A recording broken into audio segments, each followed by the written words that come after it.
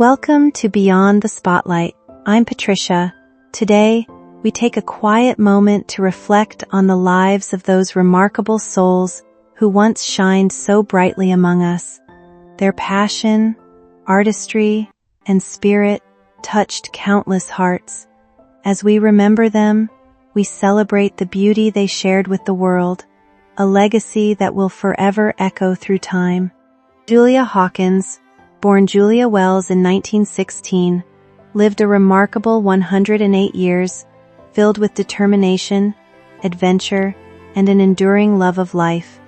Raised in Louisiana after moving there as an infant, she attended Louisiana State University while working 3 jobs to support her education. After graduating in 1938, she traveled to Honduras and taught children in a one-room school on a banana plantation. She later returned to the United States with a pet monkey. Hawkins became internationally known much later, taking up competitive running at the age of 100. Nicknamed Hurricane, she set age group records in the 100-meter dash and inspired people around the world with her energy and positivity. Before running, she had also competed successfully in cycling. Hawkins died in Baton Rouge at 108 after a brief illness, according to her family. The idea of justice becomes complicated when every possible choice carries a moral cost.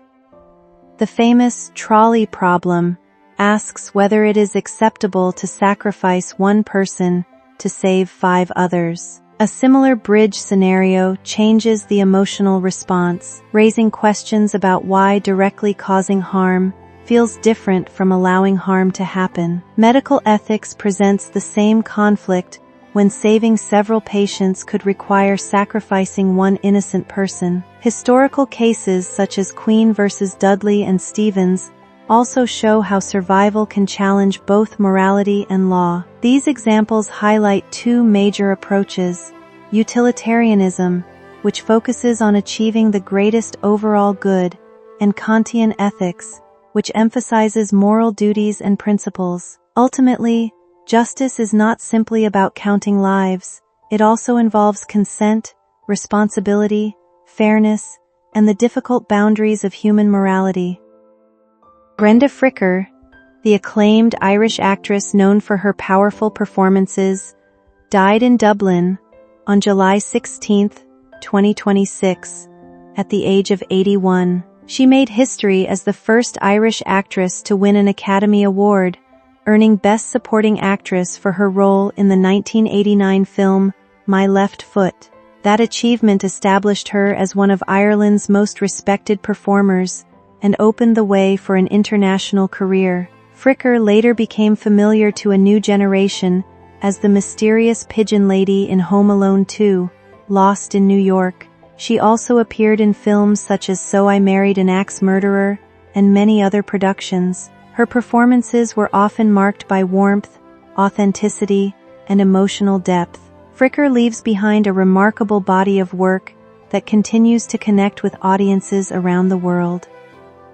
At 78, Cher had already accomplished what most entertainers could only dream of: an Oscar, a Grammy, an Emmy, 3 Golden Globes, and a career that stretched across generations.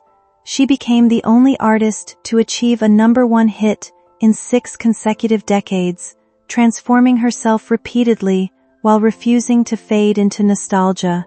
Yet the legend often hides the woman who existed before the costumes, television specials, stadiums, and endless reinventions. Born Cherilyn Sarkeesian on May 20, 1946, in El Centro, California, she entered a childhood defined less by security than uncertainty. Her father, John Sarkeesian, an Armenian-American truck driver, struggled with gambling and disappeared from her life when she was an infant. Her mother, Georgia Holt, was an aspiring actress whose own ambitions repeatedly collided with poverty and unstable relationships. Cher grew up learning that nothing was permanent.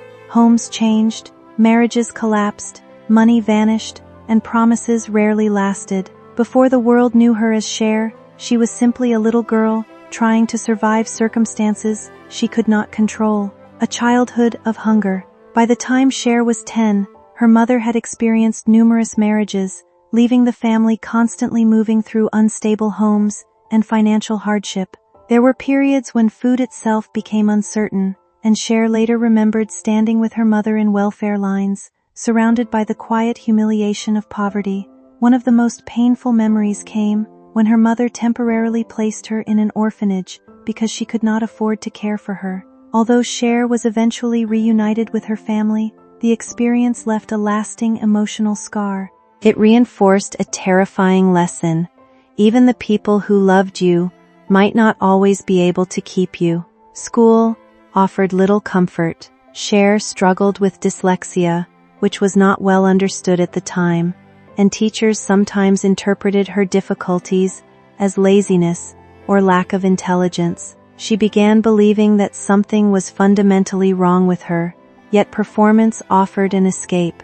When she saw My Fair Lady as a child, she discovered a world where transformation was possible. On stage, poverty and insecurity disappeared, replaced by confidence and possibility. Leaving everything behind, by 16, Cher had reached a decision that would alter the course of her life. She left school and headed toward Los Angeles with roughly $200, ambition, and almost no safety net. Hollywood was not waiting for her. She had no influential family, no established connections, and no conventional appearance that fit the beauty standards dominating the entertainment business. Casting directors rejected her for being too unusual, too ethnic, too tall, or simply different. Her dark hair, distinctive features, and Armenian heritage separated her from the carefully manufactured image Hollywood often preferred. But rejection was already familiar to Cher. She had spent her childhood being underestimated, so another closed door did not frighten her as much as returning to a life where she felt invisible. She took whatever opportunities appeared, attended acting classes when possible, and survived through determination and help from friends. Her dream was bigger than simply becoming famous. Fame represented proof that all those people who had dismissed her had been wrong. Then, in 1962, she met Sonny Bono at a Hollywood coffee shop. He was older, experienced, ambitious, and convinced that he could recognize something in her that others could not. The man who saw her, Sonny Bono, became an enormous influence on Cher's life. 12 years older and already connected to the music business, he offered something she desperately needed: stability. At first, he allowed her to stay with him, provided food, and introduced her to a world of musicians and industry contacts. For a teenager who had known poverty and uncertainty, his confidence felt almost miraculous. Sonny did not simply see Cher as a struggling young woman, he saw a performer he believed could become a star.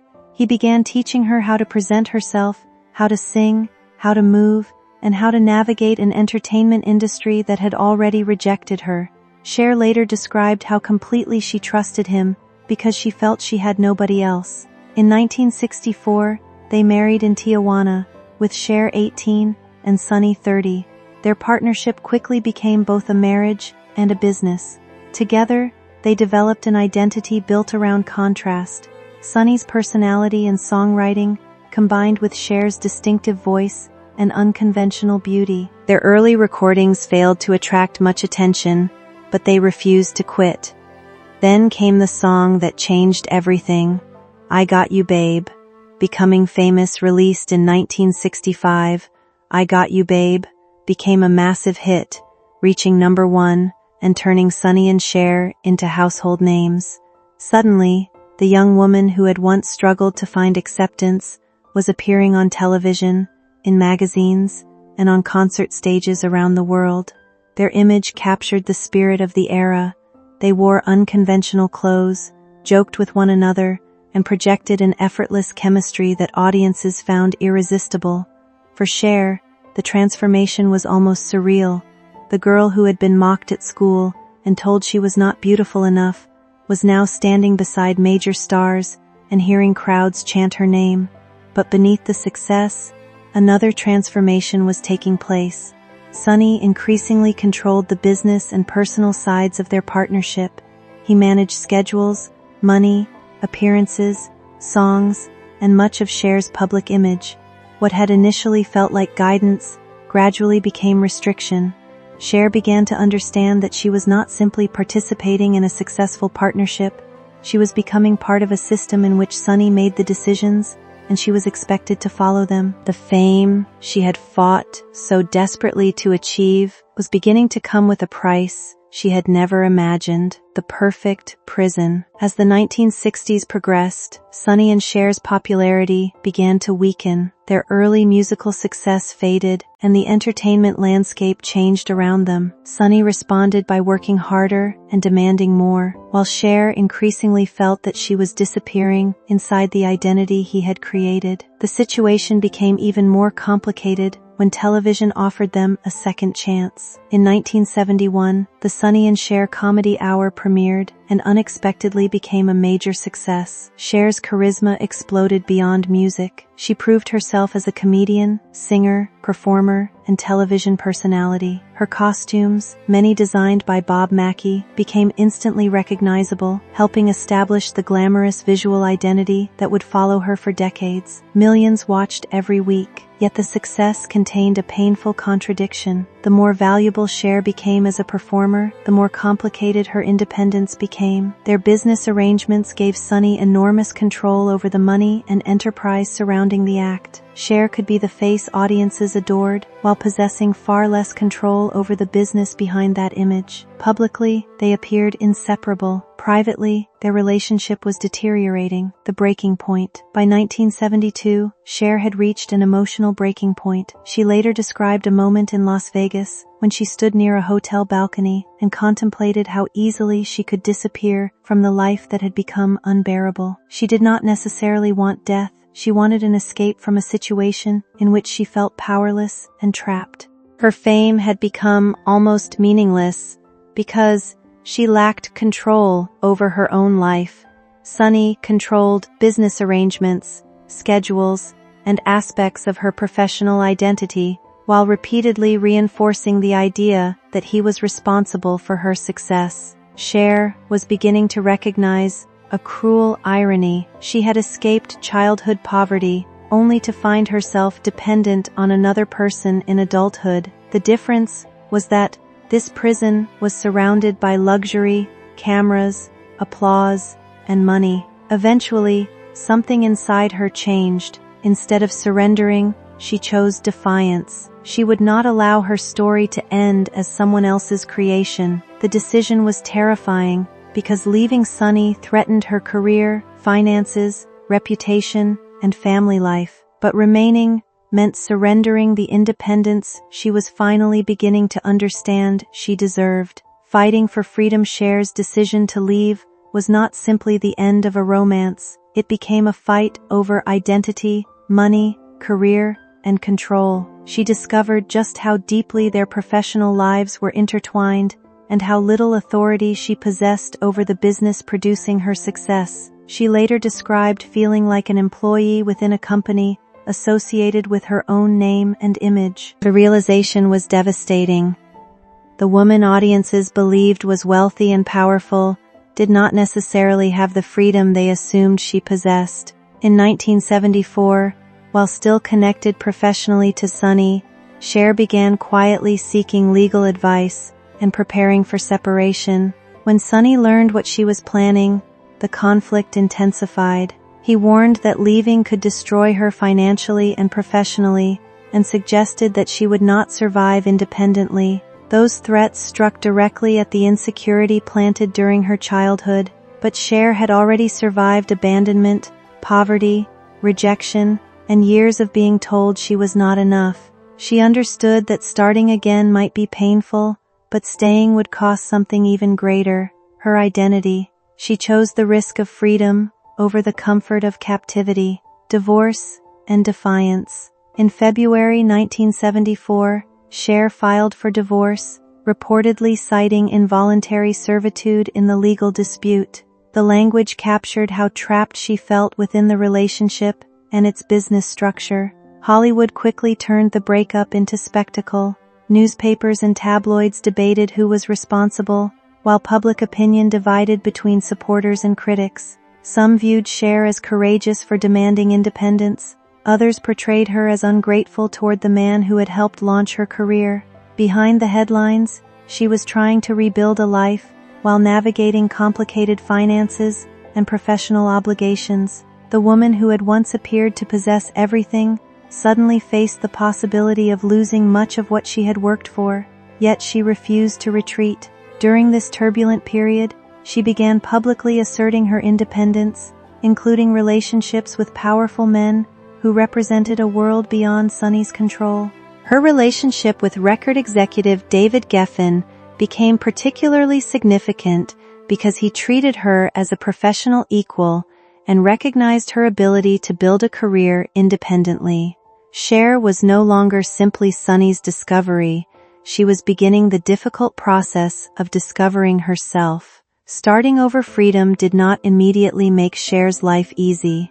Leaving Sonny meant stepping into uncertainty at a moment when the entertainment industry still had the power to decide which women were considered marketable and which were discarded.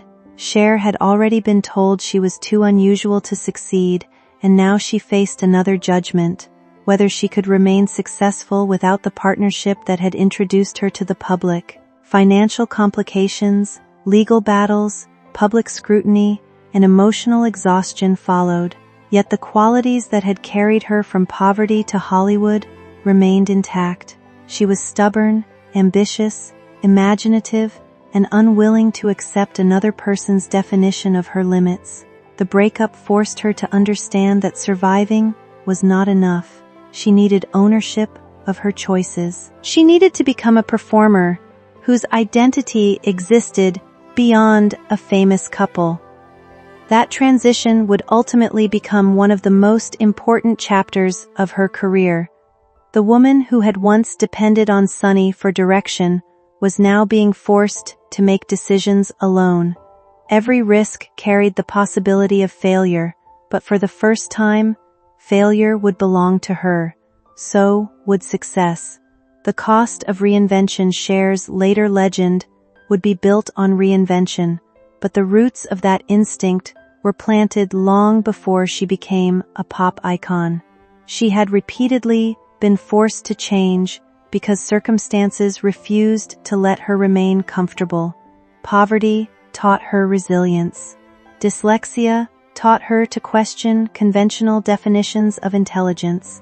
Hollywood rejection taught her that being different could become an advantage. Her relationship with Sonny taught her the danger of allowing another person to control the identity she had worked so hard to create. Even her image became an instrument of independence.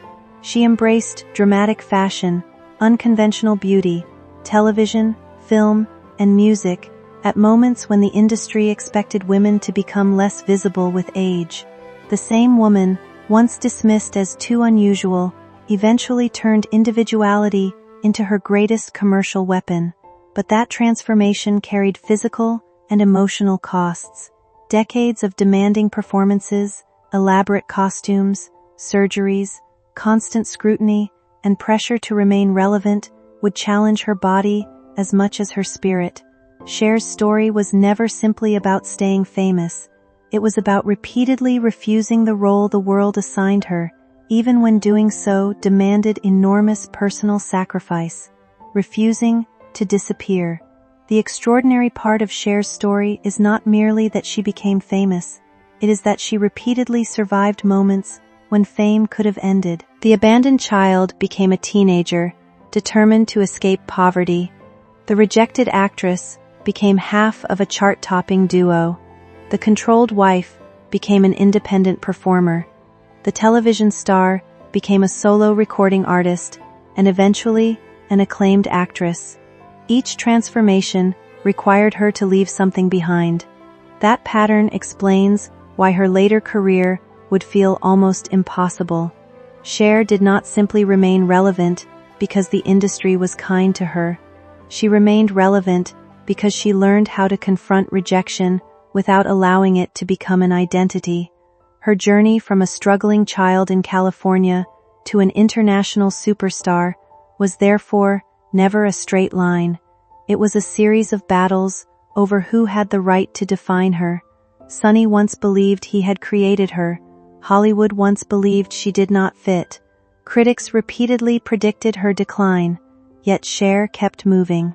The same girl who once feared being forgotten eventually became an artist whose career itself became a symbol of refusing to disappear. The woman behind the legend. Looking back, Cher's early life reveals why her later defiance became so powerful. The costumes, awards, hit records, television appearances, and glamorous reinventions were only the visible surface of a much harder story. Beneath them was a child who learned what abandonment felt like, a teenager who believed performance might be her only escape, and a young woman who trusted someone who eventually exercised extraordinary control over her life. When she finally chose independence, she was not simply ending a marriage, she was challenging every belief that had told her she could not survive without someone else. That decision became the foundation for the Cher the world would eventually celebrate. Fiercely individual, constantly reinventing herself, and unwilling to accept the idea that age, rejection, failure, or public opinion should determine when her story ends. Her legend was not created in a single night or by a single hit. It was forged through years of uncertainty, heartbreak, ambition, and resistance. Before Cher became an icon, she had to become her own person, and that may be the most important achievement of all.